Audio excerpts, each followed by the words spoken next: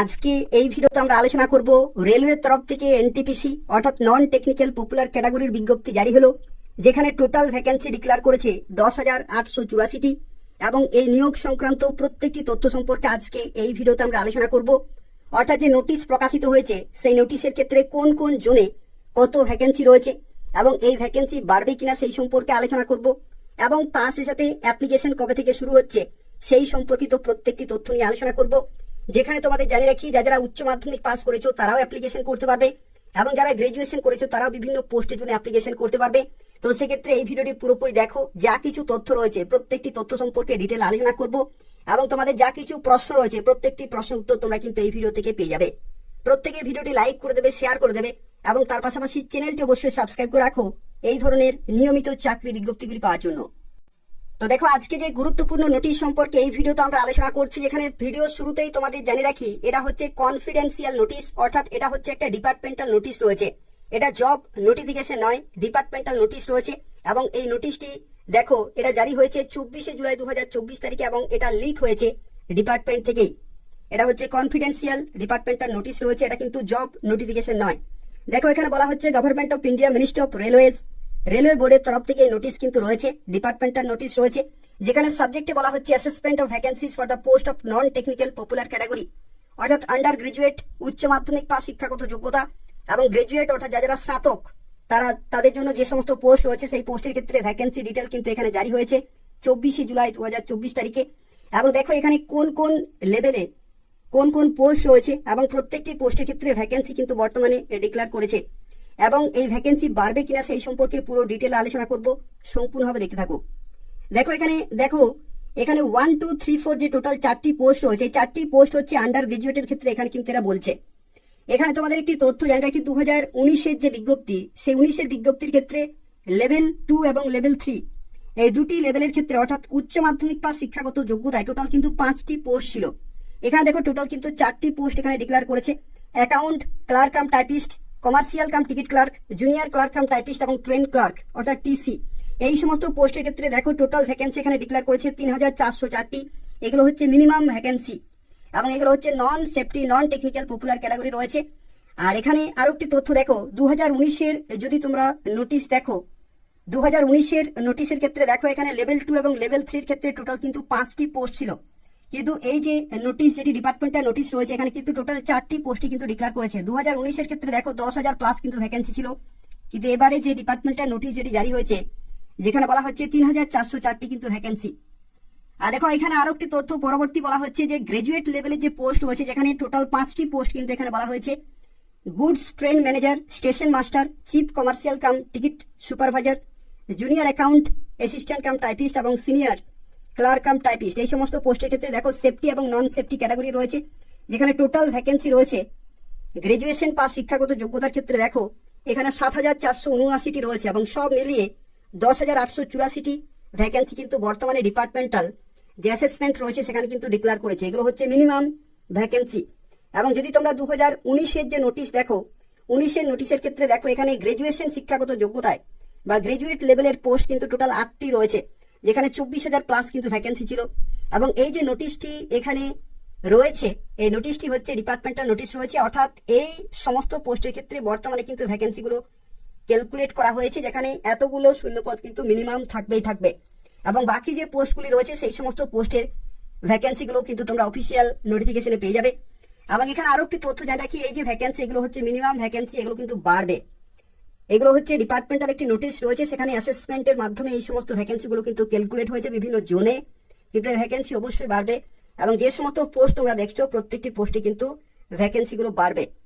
দেখো এই যে ডিপার্টমেন্টের নোটিশ রয়েছে এখানে আরো কিছু গুরুত্বপূর্ণ তথ্য কিন্তু দেওয়া রয়েছে, যেখানে কোন জোনে বা কোন যে ইউনিট রয়েছে সেই সমস্ত ইউনিটে বা কোন জোনে দেখো কোথাও ভ্যাকেন্সিগুলি রয়েছে সেগুলো কিন্তু ডিটেলে দেওয়া রয়েছে। সরাসরি আমরা চলে যাব, দেখো এখানে কলকাতা মালদা যে ইস্টার্ন রেলওয়ে জোন রয়েছে এখানে ভ্যাকেন্সি কত বলা হয়েছে। দেখো এখানে ইস্টার্ন রেলওয়ে অর্থাৎ কলকাতা এবং মালদার ক্ষেত্রে দেখো এখানে টোটাল ভ্যাকেন্সি এখানে বলা হয়েছে, কলকাতার ক্ষেত্রে দেখো বলা হচ্ছে 893টি এবং মালদা রেলওয়ে জোনের ক্ষেত্রে দেখো এখানে ভ্যাকেন্সি বলেছে 186টি, অর্থাৎ টোটাল এখানে 1,079টি ভ্যাকেন্সি কিন্তু বলা হয়েছে। এগুলো হচ্ছে মিনিমাম ভ্যাকেন্সি।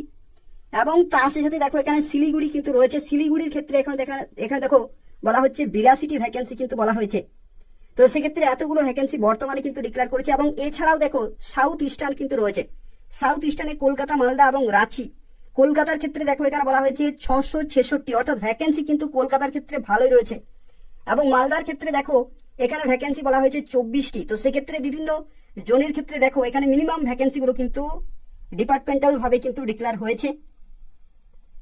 এবং খুব শীঘ্রই তোমরা অফিসিয়াল যে নোটিফিকেশন রয়েছে সেটা কিন্তু পেয়ে যাবে। এটা হচ্ছে ডিপার্টমেন্টাল নোটিশ, অফিসিয়াল নোটিশ কিন্তু খুব শীঘ্রই তোমরা এদের অফিসিয়াল ওয়েবসাইটে পেয়ে যাবে। এবং যেটা জানা যাচ্ছে যে আগস্ট মাস থেকে অ্যাপ্লিকেশন কিন্তু শুরু হয়ে যাবে। আগস্ট মাস থেকে কিন্তু অ্যাপ্লিকেশন শুরু হয়ে যাবে, সেটাই কিন্তু সম্ভাবনা রয়েছে। তো সেক্ষেত্রে এদের অফিসিয়াল ওয়েবসাইট কিন্তু নিয়মিত চেক করতে হবে। এরপর দেখো এই ভিডিওতে আরো কিছু গুরুত্বপূর্ণ তথ্য সম্পর্কে আলোচনা করবো, যেটি হচ্ছে এই যে ভ্যাকেন্সিগুলো এখানে বলা হয়েছে, ভ্যাকেন্সি বাড়বে কিনা সেই সম্পর্কে এরপর আমরা আলোচনা করব।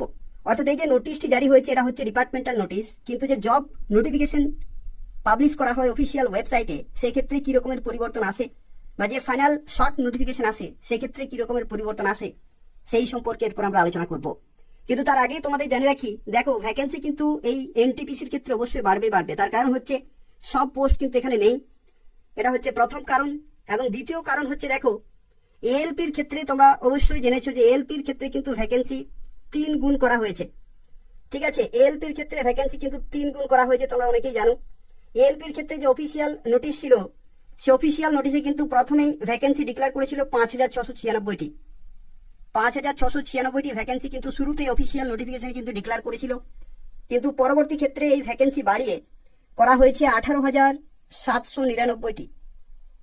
ঠিক আছে, তো সেক্ষেত্রে দেখো 3 গুণের থেকেও বেশি কিন্তু ভ্যাকেন্সি রয়েছে এএলপির ক্ষেত্রে। তো একই রকম ভাবে মনে করা হচ্ছে যে এনটিপিসির ক্ষেত্রেও কিন্তু ভ্যাকেন্সি বাড়বে, কিন্তু কত বাড়বে সেটা অফিসিয়াল নোটিফিকেশন ছাড়া কিন্তু জানা যাবে না।